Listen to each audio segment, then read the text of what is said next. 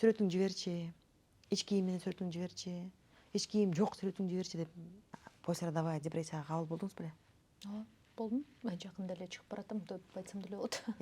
Ошондо өзүңүзгө түшүнүксүз абалдар болдубу? Ооба. Туруп эле настроениңиз жаман болуп, ыйлаагыңыз келип, эч кимди көргүңүз келбей, эч кимди уккуңуз келбей, ушундай нерсе болдубу? Болду. Вот ошол нерсе дагы жубайы күйөөсүн күтөт жумуштан, жумуштан күтүп анан чай коюп берип атканда ушундай айтып бергиң келет го, бөлүшкүң келет. Анан мындай кылып, анан магазинге барып тигини алдым, муну алдым. Анан бир балаң мынтти, тинтти деп айтып бергиң келет го. Ошондо күйөөң маани бербей укпай койсо, Менин баламдын өткөл курагы канчадан канчага чейин созулат? Ошол боюнча айта кетсеңиз. мен апам үчүн маанисиз адам экенмин деп ойлойт. Мен апам үчүн кереги жок экенмин. Мен маанилүү адам эмес экенмин. Башталгыч класста кыздар көбүнчө сырткы келбетине көңүл бурбайт. Анан 5-класста изилдеп баштайт өзүн. Мен кандаймын деген суроо коюлат да. Ошол бала өлүп калды болду, экинчи жашабайт, апасынын өкүнгөнүн көрбөйт экенин толук кандуу түшүнө албашы мүмкүн.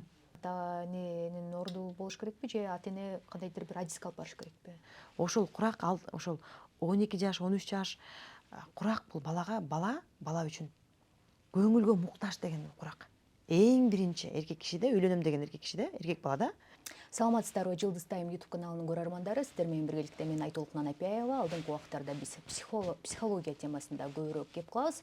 Ал эми бүгүнкү күнүбүздүн коногу дипломдуу психолог Гүлзат Исабекова. Саламатсызбы? Саламатсызбы? Акыркы убактарда биз сиздин социалдык баракчаңыз аркылуу көбүнчөсү ошол өспүрүм курактагы балдар менен иш алып барып атканыңызды көрүп атабыз. Алардын негизги маселеси же болбосо кабыл алган көйгөйлөрү эмне экен? Негизи ушул жылдын башынан баштап мектептерге барып атайын чакыруу болот. Ошол азыркы учурда ошол балдар менен иштеген инспекторлор чакырат. Азыркы учурда ушу Ленин району менен иштеп атабыз. Ошол балдарга лекция окуп, ата энелерине атайын балдардын психологиясы боюнча түшүндүрүп берсеңер жакшы болмок дегенден биз балдар менен мектепке барабыз. Анан балдардын өзүнөн сурайбыз да. Эмне үчүн балада көйгөй болсо ата энесине айтпайт. Анан балдар жооп берет. Обан жана Каспий KZ. Жаңы уникалдуу сервис. Эми Мой.О аркылуу Каспий KZ'ге телефон номери боюнча акча которсо болот. Көз ачып жумгуча комиссиясыз пайдалуу курс менен. Ошондой эле Мой.О аркылуу Каспий QR менен төлө. Оңой жана тез. Ал эми казакстандыктар Каспий KZ аркылуу эл QR менен Кыргызстандан төлөй алышат. Болгону Мой.О же Каспий KZ гана керек. Баарына ыңгайлуу, үйдөгүдөй. Мой.О Кыргызстандын бардык операторлорунун абоненттери үчүн. Ошол учурда көбүнчөсү ошол ата эне менен баланын ортосундагы мындай байланыштын үзүлүшү ошол өспүрүм куракта экен да. Эмне үчүн ошол балдар ата энелери менен өзүнүн ичиндеги сырлары менен бөлүшпөйт же болбосо негизги маселелери менен бөлүшпөйт экен? Ошол биз атайын балдарды жооп берип атканда, атайын видеого тартып анан ошол эле мектептин ата энесине коюп беребиз да. Мына өзлөрү угушсун, балдардан угушсун депчи. Анткени мугалим айтканда, психолог айтканда балким жакшы таасир бербеши мүмкүн, бирок өздөрүнүн балдарын укканда таасир берет экен да. Ошону байкап анан канча мектепти кыдырбайын, кайсыл областтын мектебине барбайын, балдардын жооптору бирдей. Ал эң кымбат мектеп болушу мүмкүн, мамлекеттик мектеп болушу мүмкүн, бирок балдардын каалоосу анан жооптору бирдей.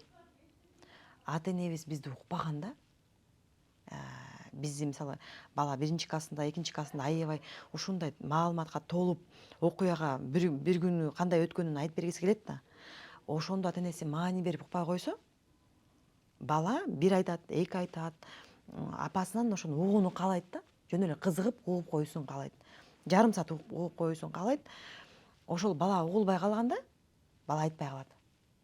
Мисалы мындай биздин жашообуз менен түшүндүрүп берсем, мисалы аялы, жубайы күйөөсүн күтөт жумуштан, жумуштан күтүп анан чай коюп берип атканда ушундай айтып бергиң келет го, бөлүшкүң келет.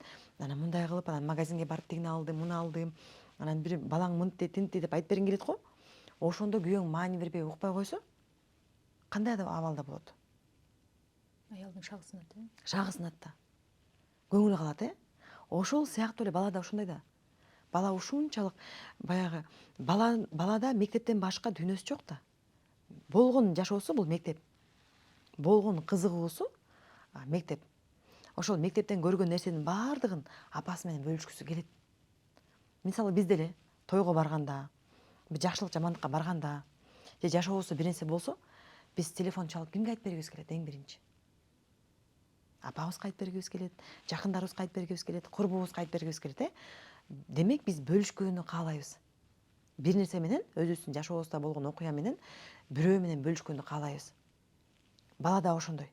Бала дагы жашоосунда болгон кызыктуу нерселер менен же ойлондурган, тынчсыздандырган нерсе менен бөлүшкүсү келет.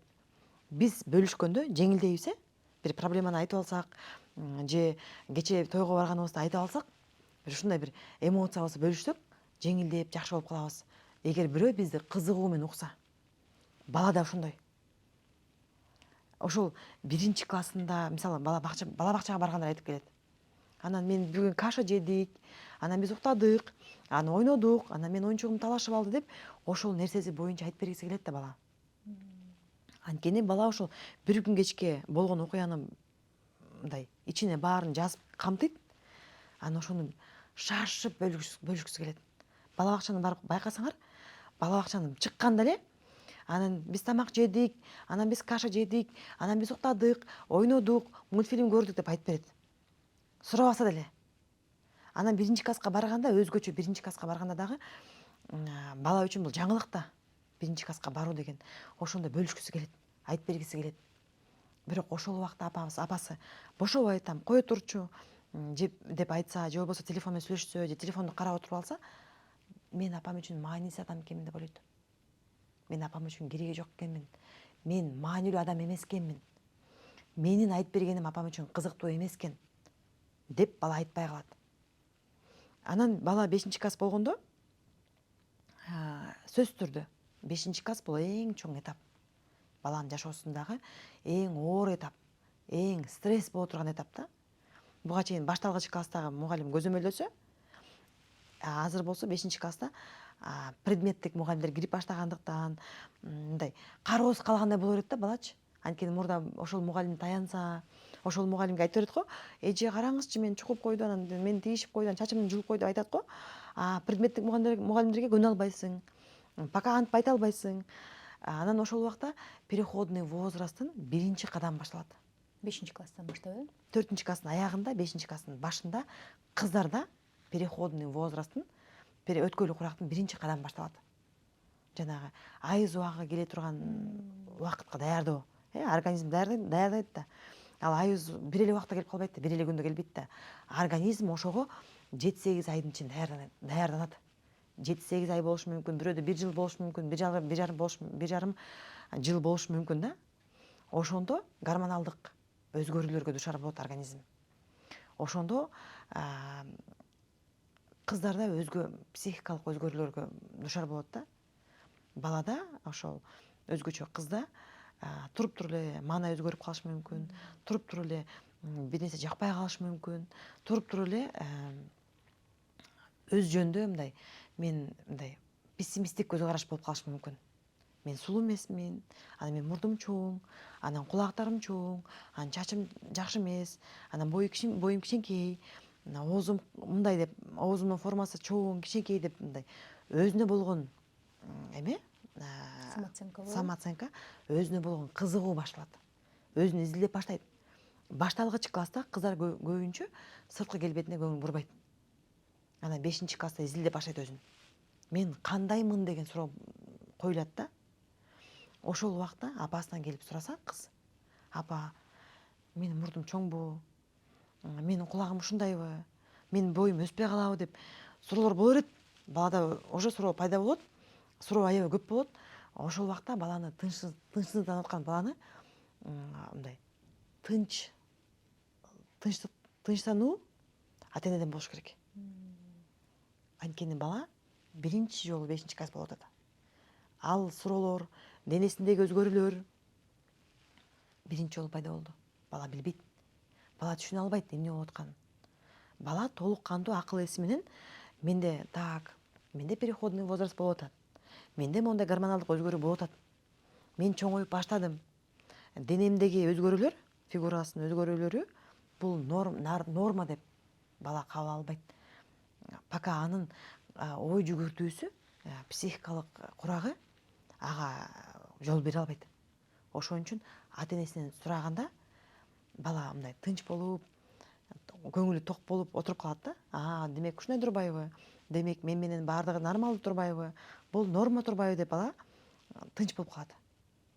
Бирок ошол убакта колдоо ала албаса, ошол убакта апасынан келип айта албаса, сурай албаса, уялса, тартынса, же апасына ишенбесе, анда бала ошол ой менен, баланы тынчсыздандырып аткан ой менен өзү калып калса, бала дүйнөдө жалгыз калып калгандай болот. Бала мындан ары эч кимден, бирөөдөн колдоо ала албайт экенмин, бирөөгө айтып бере албайт экенмин, бирөөгө ишене албайт экенмин, бирөөгө таяна албайт экенмин, апама таяна албайт экенмин. Булардан колдоо жана коргоо ала албайт экенмин деп калат. Ошол себептен дагы бала мектепте буллинг болсо, бирөө кемсинтсе, бирөө басынтса, бирөө урушса, айтпай коюшу мүмкүн да. Апама баары бир да. Апам көңүл бурбайт деп калышы мүмкүн. Ошон үчүн ошол өзгөчө мына 4-класстан баштап биз ата эне даяр болуш керекпиз. Биз изилдеш керекпиз. Биз кызыгыш керекпиз. Биз окуш керекпиз. Өткөлү курак деген эмне деги? Эмне үчүн бул катаал аябай? Эмне үчүн бул бала үчүн оор? Эмне үчүн баланын маанайы өзгөрүп калат? Эмне үчүн дегил ата эне ошо өткөлү курактан коркобуз? Өткөлү куракта баланын жүрүм турумунда кандай өзгөчөлүк болуп калат деп биз ошого даярданыш керекпиз. Сабак окугандай эле жанагы эме бар го, айдоочулук күбөлүккө даярданабыз го, экзаменге. Ошондой даярданыш керекпиз биз. Бул жөн эле өзү менен өзү боло тургандай, өзү менен өзү өтүп кете тургандай нерсе эмес. Тем более азыркы убакта маалымат бала үчүн көп. Бала маалыматты таалдаганды билбейт, кимге ишенерин билбейт. Ошон үчүн биз эң биринчи маалыматты биз бериш керекпиз.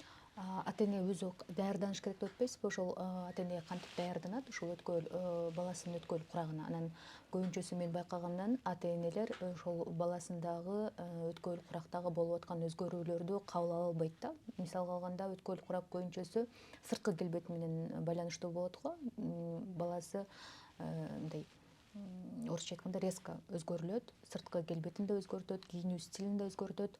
Анан жана сиздин социалдык баракчаңыздан көрүп калдым, кызыңыздын дагы өткөл курактан өтүп атабыз деп киргизип каласыз го. Анан ошону кантип кабыл алыш керек ата энечи? Менин баламдын өткөл курагы канчадан канчага чейин созулат? Ошол боюнча айта кетсеңиз. Деги эле өткөлү курак деген бир эле күндө өзгөрүп, бала кечээ мындай болуп, анан бүгүн мындай ойгонуп калбайт да. Өткөлү курак бул ушунчалык мындай созулган процесс болот.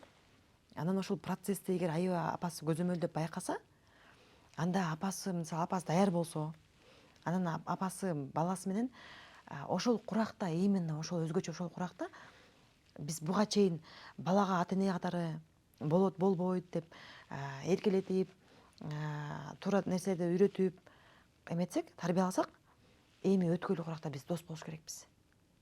Дос статусуна түшүш керекпиз. Бала биз менен достой бөлүш керек. Достук катары ишениш керек. Ошол эле убакта биз өзүбүздүн ата энелик ролубузду жоготпойбуз. Бирок бала биз менен сүйлөшүп ачылып атканда биз достой болуп көңүл буруш керекпиз. Аябай угуш керекпиз. Анан өткөлү курак деген көбүнчө айтат, балам жакшы эле болчу, бүгүн өзгөрүп калды деп. Жок, балаңыз бир эле күндө өзгөрбөйт. Ал ушундай бир жылдын ичинде өзгөрүшү мүмкүн.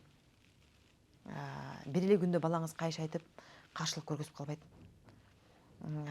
Бала бүгүн жок апа муну кийбейм, муну каалабайм, муну жебейм, жок кылгым келбей атат, настроением жок болуп атат деп акырындан баштайт.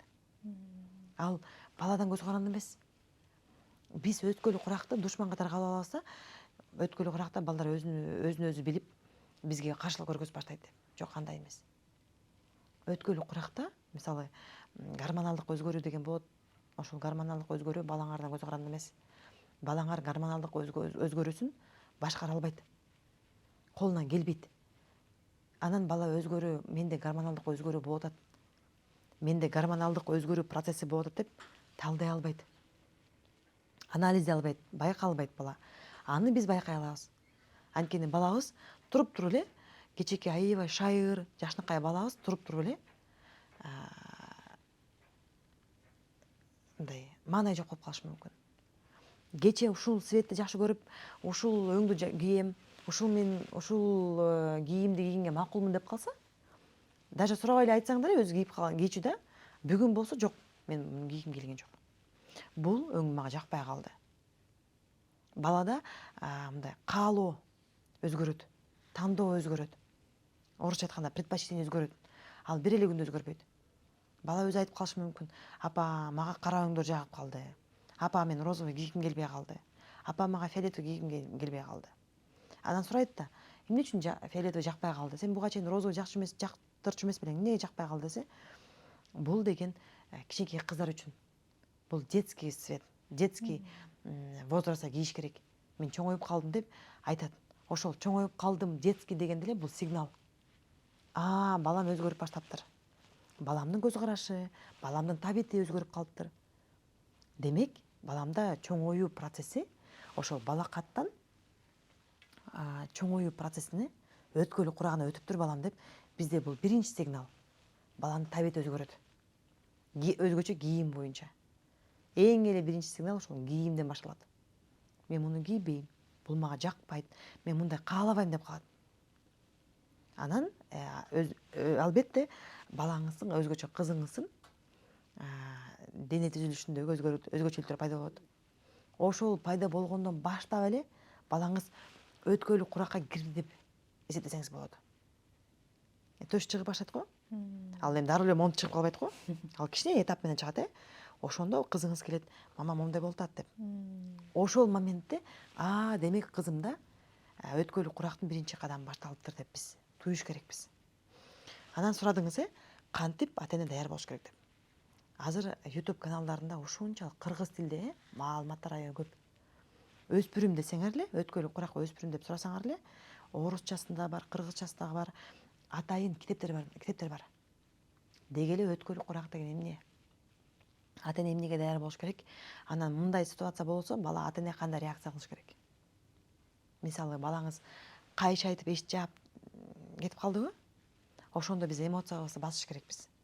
Резко реакция кылбаш керекпиз. Эгер биз чуркап барып балабызды уруп сабап, сен мага кайшы айта турган болуп калдыңбы, мага каршылык көргөзүп калдыңбы, тилиң чыгып калды деп резко барып уруп, согуп, кыйкырсак, анда балабыз бизге аттанышат. Анда агрессия көргөзөт. Анда каршылык көргөзөт бизге. Ошол моментте ошол агрессиясы жөн пайда болгон жок. Мен жана айттым го, гормоналдык өзгөрүү дегенчи. Мисалы, сиз послеродовая депрессияга кабыл болдуңуз беле? Болдум. Мен жакында эле чыгып баратам деп айтсам деле болот. Ошондо өзүңүзгө түшүнүксүз абалдар болдубу? Туруп эле настроениеңиз жаман болуп, ыйлагыңыз келип, эч кимди көргүңүз келбей, эч кимди уккуңуз келбей, ушундай нерсе болдубу? Болду. Ошол нерсе дагы силердин балаңарда дагы болот. Төрөттөн кийинки депрессиялык абал деген биздин гормондорго байланыштуу. Пролактинге байланыштуу. Пролактин көбөйүп кеткенде, азайып кеткенде, ошол бизге таасир берет. Калайбыз таасирин тийгизет экен. Таасир тийгизет. Ал эркелик эмес, ал көп кеткендик эмес. Мисалы, сиз туруп эле настроением жок деп эле скандал кылып эле ызы-чуу кылгыңыз келбейт да, туурабы? Сен наоборот мындай төрөгөндөн кийин мындай ушул нерсе менен рахаттанып, балаң менен эркелеп, балаңды көрүп кубангың келет, бирок анта албайсың. Өзүңдү башкара албайсың. Даже жолдошуң менен урушуп атканда дагы урушкан тема өзү болор болбос тема. Сен мынтип койдуң, тинтип койдуң. Ал уруша турган тема эмес. Бирок ошол убакта өзүңдү башкара албайсың. Кой урушпайынчы, манайын түшүрбөйүнчү десең дагы ал колуңан келбейт. Ошол сыяктуу эле айыз убакта айындар кандай болуп калабыз биз? Айыз убагында, айыз келетканда, айыз убагында, айыз бүткөндөн кийин өзүнчө эле туталанып эле, кыжырланып, урушкуң келип, настроениң чөгүп эле капаланып каласың. Ошол сыяктуу мына бул деле гормоналдык өзгөрүү да. Ошол сыяктуу эле силердин балаңарда, кызыңарда айыз убагы, айыз даярданған процесс болуп атат организмде. Ошол убакта силердин кызыңардагы бир нерсеге кыжыры келип, сүйлөп койсоң эле кыжыры келип, эшикти арчап кетип, орой болуп калышы мүмкүн. Же аябай назик болуп, сезимтал болуп калышы мүмкүн. Бир сөз сүйлөп койду, ошол нерсе жакпай калышы мүмкүн. Ошол нерсеге реакция бериши мүмкүн. Ошол убакта мисалы биз деле ошондой болуп атканда бизге атанашып бирөө ажылдап кыйкырып өкүрсө, биз менен кошо бизди түшүнгөнгө аракет кылбай беттен алып агрессия кылса кандай болобуз? Биз моякта абалыбызды түшүндүрө албай эле туталанып ыйлайбыз. Ошол сыяктуу эле балаңар да ошондой. Демек биз даярданыш керекпиз. Азыр мына карасаңар эле аябай ушуну дыкааттык менен түшүндүрүп берген адис болсо, ата энеге түшүндүрө алса, анда ата эне мындай реакция кылбайт. Демек ушундай болот турбайбы? Анткени ата эне деле билбейт да. Ата энени деле эч ким даярдабайт да. Мисалы сизге деле бирөө келип айтпайт да. Так, 3 айында балам мондай болот. Колики башталат. Анан 4 айында тиштери чыгып баштайт. Бул же тиштери бүлөлөрү кытышып баштайт, ачышат, ооруйт. Балаңыз ыйлайт. Ошон үчүн балаңыз ыйлап атат деп сизге эч ким айтып бербейт. Же бир врач келип, же педиатр келип айтып берет атабы? Айтып берген жок да, туурабы? Сиз аны өзүңүз изилдеп, эмнеге үчүн ыйлап атат деп интернеттен карап, тияктан карап, бул жактан карап изилдеп баштайсыз. Ошол сыяктуу эле же адиске алып барабыз. адиске алып барабыз. Ошол сыяктуу эле биз өзүбүз, бизди ата эне эч ким даярдабайт ата энеликке. Эч ким үйлөнүп атканда күбөлүк бербейт. Так, могул кыз ата эне болгонго даяр. Бул окуудан өттү деп эч ким айта албайт. Ошон үчүн биз өз алдынча изилдеш керекпиз. Өз алдынча изилдеп, казып, маалымат алганга даяр болуш керекпиз. Ушул өткөл курактагы балдардын эң негизги эмнелерине маани бериш керек ата эне? Мисалы, бизге алып келип калат да, суицидке аракет кылган, попытка суицида дейт, ошондой кылган балдар келип калат. Кайрылып калат. Мисалы мен мамлекеттикте иштейм, андан чыгып алып түштөн кийин частныйда иштейм. Жеке консультация алып келем да, көп келет да. Ошол өзүнүн колун кесип, дары ичип, анан бизге ошол социалдык кызматкерлер аркылуу алып келишет. Анан ошол балдардан сураганда, эмне үчүн бул кадамга бардың, эмне түрткү болду деп сураганда, ошол чоң деле көйгөй жок. Жашоосунда прям чоң деле көйгөй жок. Мисалы биз зордук зомбулукту өзүнчө алганда, ал темага тийишпегенде, мындай зордук зомбулук жок эле, бирок баардыгы жакшы болуп эле ошол кадамга барган балдар бар. Анан эмнеге десең, апам мени ушинтип айтып койду. Бир сөз. Анткени ушул 13 жаштан баштап 17 жашка чейин бул аябай назик, аябай сезимтал курак. Бат арынышат, сөз көтөрө алышпайт. Бат жинденишет, бат ачууланып кетишет, бат кыжырланышат, бат бир нерсеге реакция беришет да. Терс реакция бериши мүмкүн. Анан ушул курак аябай назик болгондуктан бала көп ойлонбой эле эмоциянын негизинде ал деле өлүп калам деп ойлобойт. Ал ойлойт да, мен азыр ушинтип эметип койсом, апам өлүп калсам, апам ыйлайт, апам өкүнөт, ушундай кылып койгон үчүн өкүнөт, апам түшүнөт. Анан апам ушундай кылбай эле койсом болмок, мынтип койсом болмок дейт деп апам ыйлайт, апам мен жок, сагынат мени деп ошондой ойлойт да. Мен баладан сурайм да, сен ошону каалайт белең десем, ооба, апам өкүнгөнүн каалайм. Апам мага ушинтип айтып койду, же болбосо апам мен бир нерсе айтсам укпай койду, апам мени түшүнбөй койду деп.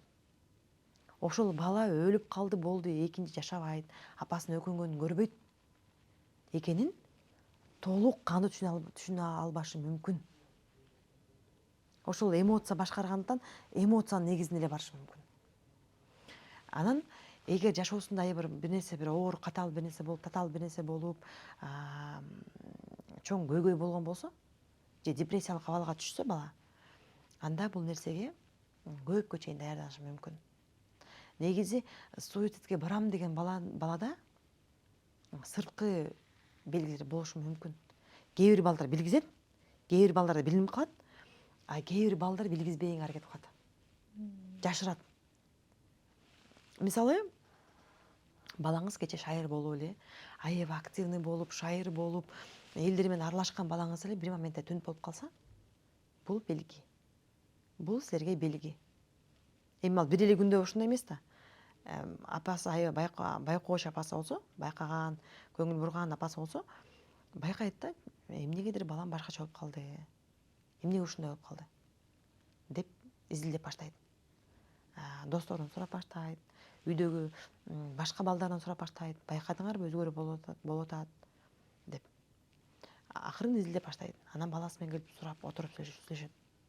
Ошондо баласы менен сүйлөшсө, балага ошол керек болуп атканда, апам сураса экен, кызыкса экен деген нерсе керек болуп атканда, ошондо бияктагы абалын апасына жарып бөлүшүп алса, ыйлап бөлүшүп алса, анда бүттү. Бала эмеден өттү, кризистик убактан өттү дагы. Анда уже өзүнө кол салуу, мен апам сүйөт экен, жакшы көрөт экен, мен апама керек экенмин, көрсө апам менен ушинтип сүйлөшсө болот турбайбы, ушинтип сүйлөшүп чечип алса болот турбайбы деп бала тынчып калат дагы, бүттү. Ал ошол депрессиялык абалдан чыгат. Экинчи анда ойлор пайда болбойт. А эгер ошол убакта эч ким көңүл бурбаса, бала бир нерсеге таанып калса, бир нерсеге капалуу болуп калса, мисалы бир эле сөз. Мисалы, бир бала айтканда, апасынын оозунан чыгып кетиптир да, апасы ошо баласына аябай жини келип, ачуусу келип, сен төрөп эле койсоң болмок деп. Апасы айтып алган, баягы эмоция менен айтып алган, бала ошону тык кармаган, ошол сөздү кармап алды ичине. Ошого таарынып калды дагы. Мен жаман көрөт турбайбы, мен төрөгөнү өкүнөт турбайбы, апама кереги жок турбаймынбы, мен жаман бала турбаймынбы деп, бала ошонун өзүнүн өзү эле кечке ойлонуп капа болуп атып, өзүн жеп атып, анан депрессиялык абалга түшүп кеткен. Депрессиялык абалда балада балаңар кубанбай калат, сүйүнбөй калат, сүйлөшкүсү келбей калат, түнт болуп калат, бөлмөсүнөн чыккысы келбей калат, эч кимге аралашкысы келбей калат, достору менен сүйлөшкүсү келбей калат.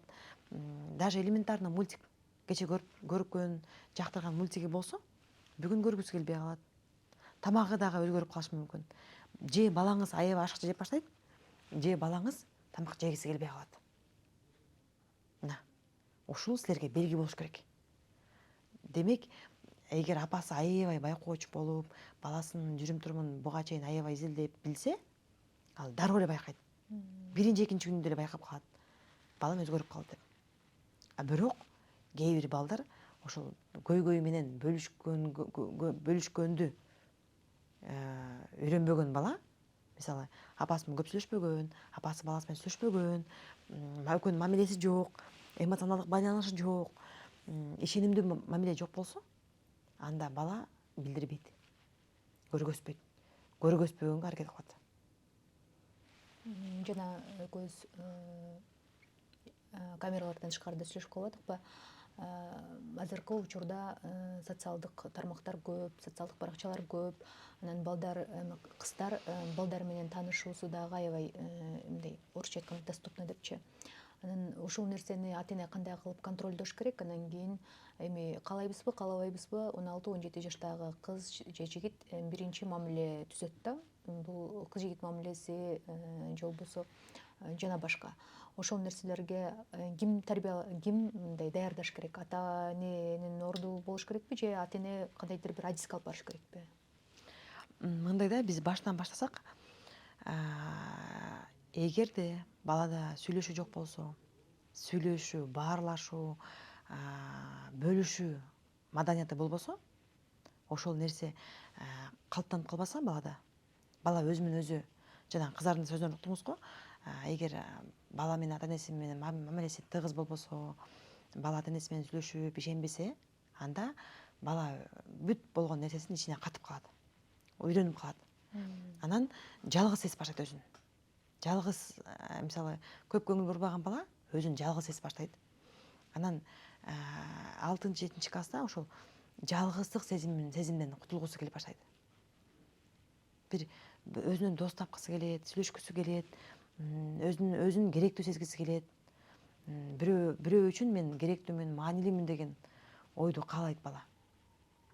Ошону үйдөн ала албаса, сен керексиң, сен жакшы көрөбүз, сен маанилүүсүң, кел сүйлөшөлүчү, балам мага айтып берчи, бөлүшчү деп мамиле калыптанып калбаса, анда бала ошол мамилени бирөөдөн издейт. издеп баштайт. Азыркы мына мен айткан көйгөй бул телеграм каналы. Ошол 5-6, 7 класста өзгөчө 6-7 класста бала бирөө менен сөйлөшкүсү келет аябай. Бирөө ушунчалык жакын болгус мындай аябай жакын адамды издейт да. Ошол эле убакта балдарда я концепция. Мен киммин? Мен кандаймын? Анан жанагы түшүнүктөр бар го, популярная деген, интересный, популярный деген түшүнүктөр балдарда да бар. Мектепте, класста ошол түшүнүк бар. Ошол убакта эң биринчи жанагындай мамиле куруу, жигит деген нерсе, отношение деген нерсе биз сиз экөөбүз ойлогондой 10-11 класста болбойт. Кичине эртерээк башталып калды азыркы балдарда. 6-7 класста. Анан переписка, лайк коюу, социалдык баракчаны ачуу деген эрте башталып калды. Биз аны биздин өзүбүздүн курагыбызга байланыштуу бизге интернет, социалдык баракчалар кечирээк келди го. Азыркы балдарда бар да, жеткиликтүү. Туурабы? Доступный. Анан ошол куракта кыздар, балдар дос издеп баштайт. Алар чөрөгө көңүл буруп баштайт. 5 класска чейин баланын кызыгуусу, авторитети, маанилүү адамдары бул ата-эне, ана мугалим. 5 класстан кийин бул чөйрө.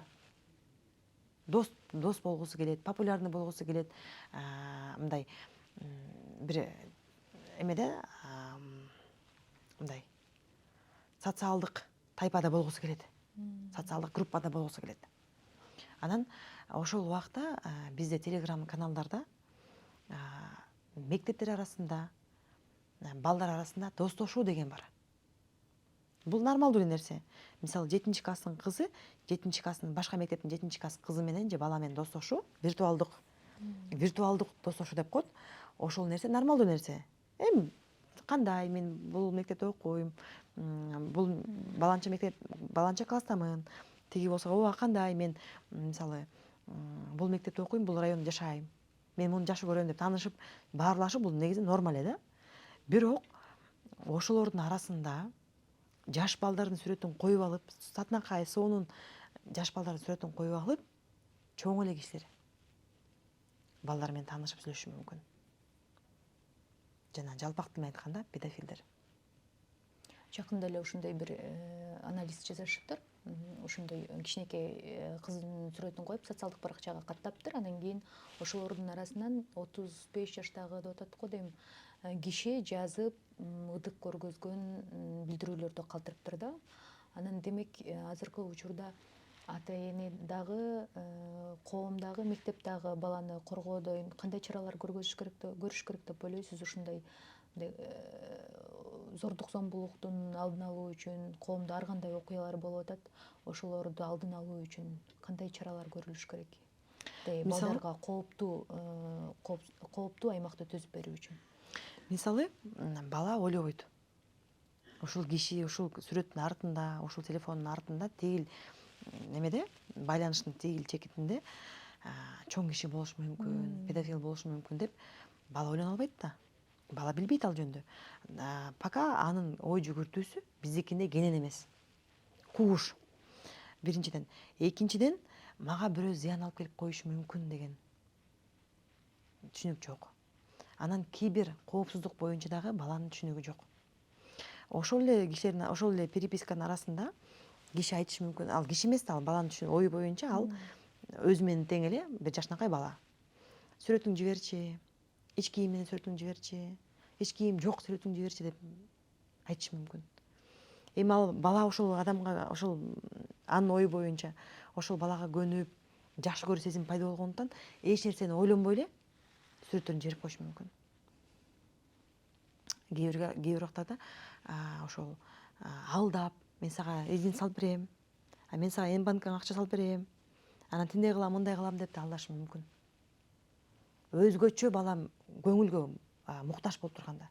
Ошол курак, ошол 12 жаш, 13 жаш курак бул бала үчүн көңүлгө муктаж деген курак. Аябай көңүлгө муктаж болот. Ушунчалык мындай балада ар кандай суроолор болот. Мен сулуумунбу, сулуу эмесминби, мен жакшымынбы, популярныймы, кызыктуумбу деген суроолор болот. Ошол тастыктоону ата энесине ала албаса, анда Школа бирөөдөн алгысы келет. Анан бирөө ошол телефондогу киши, баланын ою боюнча бала розочкаларды жиберип, комплименттерди жиберсе, баталанып калышы мүмкүн. Бирок ушул жерде мен балдарды күнөө ала албайм. Бала алданып калды деп. Биз байкасак, кичинекей кыз эмес, чоң эле 30-40ка чыккандар айымдар деле алданып, жана Альфон сторго алданып деле жүрүшпөйбү. Кичинекей кызды айтпай эле коелу. Балдар ишенчек болот да, кыздар ишенчек болот. Кыздарда жашоо опыту жок, тажрыйбасы жок жашоонун. Ошон үчүн биз аябай тыгыз мамиледе болуш керекпиз. 5-класста баланы таштап койбой, бул 5-класс болуп калды, өзүмөн өзү болуп калды деп таштап койбой, биз аябай моундай эме кылыш керекпиз, көзөмөлдөш керекпиз. Анан телефонун карап туруш керекпиз. Эмне ойноп атат, киммен жазышып атат. Эгер пароль коюп койсо, эмнеге пароль коюп койдуң? Сенде менден сырың барбы? Менден жашырба кызым. Мен сени эч качан критика кылбайм, эч качан урушпайм, сындабайм, жаман айтпайм деп биз дайыма балага өзүбүз мен даярмын сени сөйлөшкөнгө деп мындай өзүбүздү ардап туруш керекпиз, тартуулап туруш керекпиз. Бала ошону билиш керек, сезиш керек. Мен ата энеме ишенсем болот, кандай гана учур болбосун, ата энем мени колдойт деп маяктан туюп туруш керек. Ошондой сезим туюлса, анда бала айтып берет сөзсүз түрдө. Мама, бала мындай кыздар болот го, мындай. Мам, посмотрите, я там переписываюсь. Посмотрите, мама, там у меня там друг появился деп айтып берет. Эгер силердин мамилеңер аябай бекем болсо, тыгыз болсо. Мама, посмотрите, как он выглядит деп бала бөлүшөт. Эгер мамилеңер тыгыз болбосо, анда бала жашырат. Бала пароль коюп баштайт телефонуна. Бала катып баштайт. Демек, балада сыр. Эгер бала пароль койсо, бирок паролдун эки эмеси бар. Эгер үйдө кичинекей балдар болот го, энелери, 3 жаштагы, 5 жаштагы энелер болот го, ошолор баягы телефонду алып ойнобосун, бир нерселерди өчүрүп салбасын деп, бала пароль коюп коет. Же болбосо, кандайдыр бир сырлары пайда болгондо пароль коюп коет. Же болбосо, бул телефон менин жеке телефонум, эч ким кармабаш керек, эч ким ачып көрбөш керек. Мен классташтарым менен жазган эмелерди, жазууларды окубаш керек деп, ушул 3 багытта пароль коюп коет да. Ошон үчүн биз кызыгып аябай сураш керекпиз. Балаңар мындай байкайсыңар да, бала телефон жазышып атканда күлүп калат, жылмайып калат. Ким жазды? Эмнеге жылмайып атасың? Эмне болду? Айтып берчи мага десеңер, бала айтып берет. Демек, адамды бул деген өспүрүм курактай эле келечекте адамды ийгиликтүү инсан кылып өстүрүүдагы, же болбосо комплекстүү инсан кылып өстүрүүдагы ата эненин колунда экен да. Анын жана мен байкагандан 18 жашта же болбосо ошо 18 жаштан кийин кыздар көбүнчөсү турмушка чыкканга шашышат экен да. Анын канча кыздар азыркы учурда канча жаштан баштап турмушка чыкканга даяр, же болбосо ошол эркек дагы мырза дагы канча жаштан баштап үй бүлө курууга даяр болот? Мондай бир ушул мындай мыкты сапаттуу үй бүлө куруш үчүн кыз жигит болуп турган убакта эле эмнелерге маани бериш керек? Мондай бир жаатты айта албайм. Именно ушул курак үй бүлө курганга ыңгайлуу деп айта албайм. Байкасак, кээ бир кыздар 19го чыгып деле күйөөгө тийип, аябай тың үй бүлө алып кетип атат. Кээ бир кыздарыбыз 26га чыгып деле үй бүлөдөн аксап калып атат. Ошон үчүн мындай психологиялык жактан кандай ким даяр? Кээ бир кыздар чын эле даяр. Мен ошо күйөө тием, бала төрөйм, үйдө турам, бала багам, күйөөм менен биргеликте ал менен чогуу кеңешип үй бүлө курабыз дегендер бар. Анан кээ бирлеринде үй бүлө иллюзиясын куруп алат мээсинде. Мен күйөө тийгенде мондай болом, анан мондай экөөбүз гулять этебиз, жана блогерлердин жашоосун көрүп алыпчы. Күтүү сезимдери Күтүү көп болот да.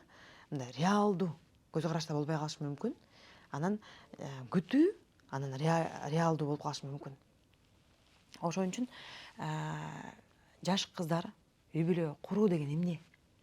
Эмне максатта үй бүлө курам? Үй бүлө деген эмне негизи?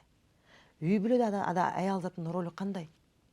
Үй бүлө куруп атканда эркек кишиден, күйөөмөн эмнени күтөм? Үй бүлөдө кандай оорчулук болушу мүмкүн деп тияктан сурап, бияктан сурап, кызыгып, биринчиден кызыгыш керек. Анан психикалык жактан үй бүлөдө көйгөй болушу мүмкүн деп биз өзүбүзгө туюш керекпиз. Түшүнбөсүк деген эмне? Анан биз дайыма ойлош керек, мындай эле салыш керекпиз да. Бизге мамиле кылган жигитибиздин үйлөнгөндөн кийин мамилеси жок дегенде 30% өзгөрөт. Анткени сен буга чейин девушкасы, кыз катары статусунда болсоң, эми жубайы катарында статуста болдуң. Эми мурдагыдай сен көңүлүңдү алып, эркелетип, көңүл буруп деген кичине өзгөрүшү мүмкүн. Анткени буга чейин сен ошол кызды багындыруу аракетинде башкача мамиле кылгансың да.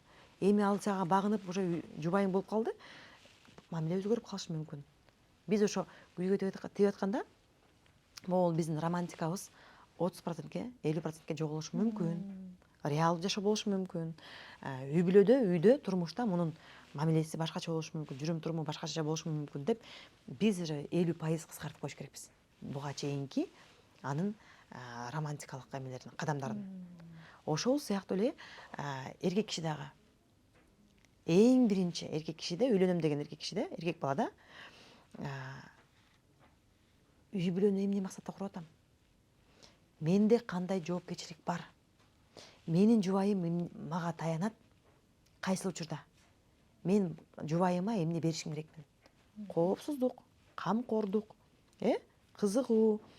Ошондой эле буга чейин мен кандай мамиле кылдым? Эми үйлөнгөндөн кийин мен жубайым эмне мамилени күтөт? Кандай мамилени күтөт? Деп ошондой нерсеге ойлонмош керекпиз.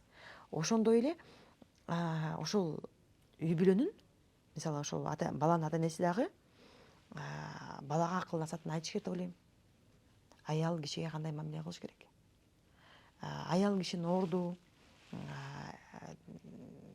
кандай болуш керек деп кичинекей болсо дагы бирөөдөн мындай маалымат алыш керек деп ойлойм да. Апасы дагы даярдаш керек: кызым, сен күйгө тийгенде момдой. Сен күткөндөй болбой калышы мүмкүн. Эркек киши дагы. Сен мына мондай, сен коргоочусуң, сен камсыз кыла турган адамсың. Күйгө тийген айым, кыз сенди монда колдоо күтөт деп. Балким атасыбы, балким энесиби, бирөө мындай же балким психологбу, же балким чоң өкүл атасыбы, өкүл апасыбы, мындай өкүл өзүлөрүнүн акыл насатын, өзүлөрүнүн тажрыйбасы менен бөлүш керек деп ойлойм да. Силер күткөндөй идеалдуу картина болбойт деп. Бир жерде мүчүлүштөр болушу мүмкүн. Бир жерде сен ойлогондой эмелер болбой калышы мүмкүн. Идеалдуу картина болбой калышы мүмкүн деп ошону негизи биз ошо коом деле даярдаш керек. Социалдык роликтер болуш керек. Мен ойлойм, социалдык роликтер көбүрөөк болуш керек. Жарым жылда бир жолу атайын роликтерди көргөзүп, үй бүлө курууда эмнеге маани бериш керек? Үй бүлө куруу деген эмне? Психикалык жактан үй бүлөгө курууга сен даярсыңбы деген суроолорду берип, анан ошондой эле турмушка чыгып атканда кыздар эмнеге көңүл буруш керек? Эркек балдардын жана ред флаг деп атпайбызбы? Ошондой нерселер эмне, мисалы? Кандай учурда ред флаг?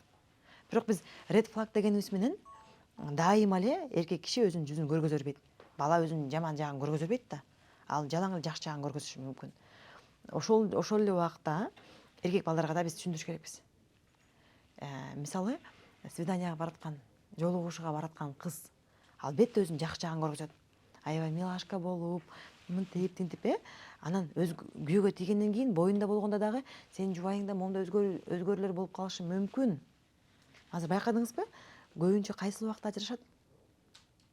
Боюнда болгон учурда, же болбосо бала төрөлгөндө. Көбүнчө эң биринчи, экинчи, үчүнчү жыл аябай кризистик убакыт. Ошол боюнда болгондо сен жубайыңда моундай өзгөрүүлөр болушу мүмкүн деп даярдаш керекпиз. Өзгөчө 3-4, 5 курстагы балдарга. Же апасы айтыш керек. Билбейм, же өкүл атасы айтыш керекпи, өкүл апасы айтыш керекпи? Мен ойлойм, жок дегенде өкүл атасы менен мамилеси жакшы болсо, жакын болсо, ал өзү ошол эмеден өткөн да. Анан ошол өкүл баласын чакырып алып, балам, аялдарда ушундай өзгөрүүлөр болот. Анан ушундай өзгөрүп калышы мүмкүн. Сен чочулаба. Сен ошол моментте колдоп көтөрүп кой. Деп менин оюмча, өкүл ата ошол нерсеге керек болуш керек деп ойлойм да. Негизи түздөн-түз өкүл атанын ролу ошол болуш керек деп ойлойм да. жөн эле акча берип анан тиги шакекке кийгизип коюш эмес, а именно акыл насатын, тажрыйбасын бөлүшү. Мен ойлойм өкүл ата тандап атканда мындай оор басырыктуу, үлгүлүү үй бүлөдөн мындай ошол адам менен сүйлөшө алгандай, ошол адамдын билим деңгээли кандай, ошого да маани бериш керек деп ойлойм да.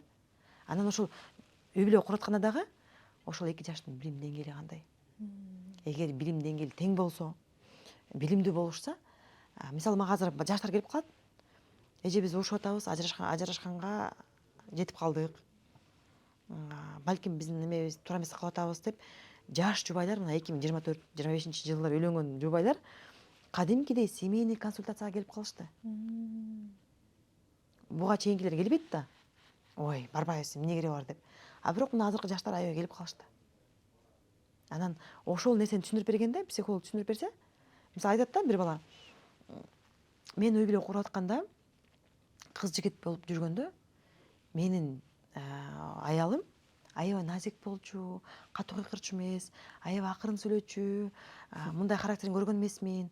Азыр мен шок болуп атам дейт. Анан жубайын карасак эле, көрсө жубайы 4 ай боюнда бар экен. Жубай айтып атпайбы? Эже, мен түшүнбөй атам. Мен деле мынтип бурушкум келбейт, кыйкыргым келбейт, өзүмдү өзүм тааныбай атам. Мага деле өзүмдүн кыйкырганым, монтип эметкеним, ызычуу кылганым жакпай атат өзүмө. Бирок өзүмдү башкара албай атам. Эмне болуп атат? Гормоналдык абалды түшүндүрүп бергенден кийин, мына азыр балалуу болуп, төрөп, анан ошол бала өзүнчө келиптир. Эже, мен төрөгөндөн кийин кандай колдоо көргөзүшүм керекмин балама деп, аялыма, жубайыма деп. Анан мен бүт болгон варианттарын айтып бердим. Момундай болуп калышы мүмкүн. Аялыңда төрөттөн кийин депрессия болуп калышы мүмкүн. Же болбосо аялың кызганып калышы мүмкүн баласынан. Же аялың толук кандуу балага эле өтүп кетиши мүмкүн. Же балаң ушу аялың, жубайың үйдөгү бытка кирип кетиши мүмкүн. Сен ушул нерсеге даяр болушуң керексиң деп. Мына азыр балалуу болуп, экөө ушул чыгып калат социалдык эмелерге. Өздөрүнүн баракчасынан көрүп калам да, эми алар байкап турам да. Ошол бизге бүгүн 3 ай болду, бизге бүгүн 4 ай болду, анан биз сейилдедик, анан биз балабыз менен балабызга чогуу кийим алып, тандап жүрөбүз. Анан мисалы айтат да, мисалы ошол эме айтып калат да, менин жолдошум эркек бала экен да, анан эркек балага мисалы көк цветтер, жашыл цвет, күрөң цвет, кара цветтерди алып бер десе, аялы болсо, жубайы, жок, мен ак кийгизем. Экөө прямой эфирде эметип талашып калышат да. Силер кандай ойлойсуңар деп экөө бөлүшүп калышат да. Анан алар дайыма айтышат, бизде уруш болот, бизде талашуу болот, пикир келишпестик болот деп өздөрүнүн катталуучуларына мындай реалдуулугун көргөзөт да. Мен ошого эметем, эми алардын катталуучу аз эле, бирок ошондой реал жашоосун көргөзгөндө мен кубанып калам да, булар элди алдабай, иллюзияга батырып элдерди көндүрбөй, реал жашоону көргөзөт экен деп. Демек, кыргыз коомчулугунда ушундай сабаттуу, сапаттуу үй бүлөлөр, ата энелер көп болсун деген тилек менен ушул маекти жаздырып атабыз. Маегибиздин аягына да келип калдык. Сизге эркин микрофон берсек, эмне деп ошол ата энелерге, балдарга, жалпы эле кыргыз коомчулугуна кайрыласыз? Мен негизи ойлойм да, балага мисалы ата энеси менен тыгыз байланышта болгон, ата энеси менен аябай жакын болгон, любой моментте ата энесине келип айта алган, ата энеси менен сүйлөшө алган балага психолог кереги жок. Балага эң жакшы психолог ата эне, апасы. Анткени апасы баласын жакшы билет. Мен бир жерде, бир мектепте болгондо, бир кыз айтып калды да, бир кыз айтты да, ошол 8-класстын кызы окшойт. Менде болуп аткан нерсени апам билүүсүн каалайм. Мага маанилүү апам менен бөлүшүү. Анткени апам жашоонун жашап өткөн, апамдын тажрыйбасы бар, апамдын өзүнүн көз карашы бар, апам мага жамандык каалабайт, апам өзүнүн пикирин айтат, мен ошого муктажмын дейт. Көрдүңөрбү? Психологко келгенде эле ошол да. Бала айтып берет. Анан биз атайын эме методика менен иштейбиз. Бирок ошол методика апасында деле бар да. ООО методикасы, колдоп коюу. Ошон үчүн мен ойлойм, эң жакшы психолог бул ата энеси. Атасы дагы жакшы психолог болот. Анан эң мен суранып кетерим, атасы катышса дейм.